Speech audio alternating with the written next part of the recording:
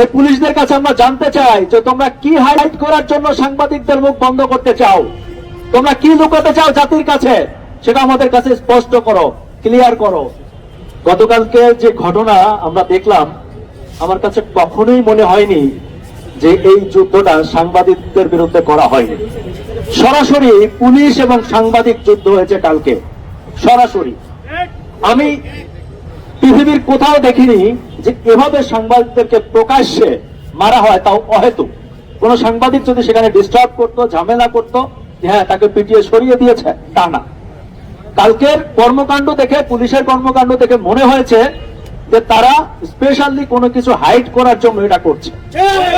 এবং এই পুলিশদের কাছে আমরা জানতে চাই যে তোমরা কি হাইড করার জন্য সাংবাদিকদের মুখ বন্ধ করতে চাও, তোমরা কি লুকাতে চাও জাতির কাছে, সেটা আমাদের কাছে স্পষ্ট করো, ক্লিয়ার করো। সাংবাদিকদেরকে এভাবে ফেলনা ভাবলে চলবে না। আমি আমাদের সহকর্মী ভাইদেরকে বলবো, যারা মার খেয়েছেন, যারা রাস্তায় আছেন, তারা আরো 2টা করে ক্যামেরা ফিট করেন এবং প্রস্তুত থাকেন। এভাবে মার খেয়ে আমাদের পড়ে থাকলে চলবে না, আমাদের প্রতিবাদ করে বেঁচে থাকতে হবে। তবে আমি দেখেছি ইতিপূর্বে সাংবাদিকদের উপর যত হামলা হয়েছে, বিচার হয়নি। বিচারহীনতার একটা চরম খারাপ পর্যায়ে আমরা আছি।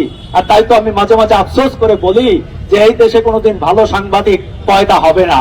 যে জাতি, যে দেশ গুণের কদর করতে জানে না, প্রফেশনালিজমকে সম্মান করতে জানে না, সেখানে ভালো মানুষ, ভালো সাংবাদিক জন্ম হয় না। ঠিক সেরকম একটি খারাপ এবং অন্ধকারের দিকেই আমরা যাচ্ছি। আমরা আশা করেছিলাম যে এই সরকার অন্তত সাংবাদিকদের এই দাবি দাওয়াগুলোর প্রতি, সাংবাদিকদের প্রতি যত্নশীল হবে, কিন্তু আমরা হতাশ। তাই আপনাদেরকে বলবো, যার যার জায়গা থেকে সাবধান থাকুন, সচেতন থাকুন।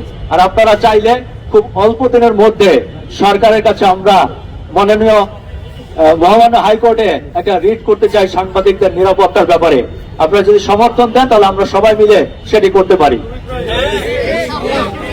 আর একটা ব্যাপার আমি আপনাদেরকে বলতে চাই, সরকারকে বলতে চাই, পুলিশ বাহিনীকে বলতে চাই, যার যার কর্মদক্ষতা দিয়ে যার যার পেশা দায়িত্ব পালন করবেন। আপনারা যেমন একটি পেশায় আছেন, আমরা আরেকটি পেশায় আছি।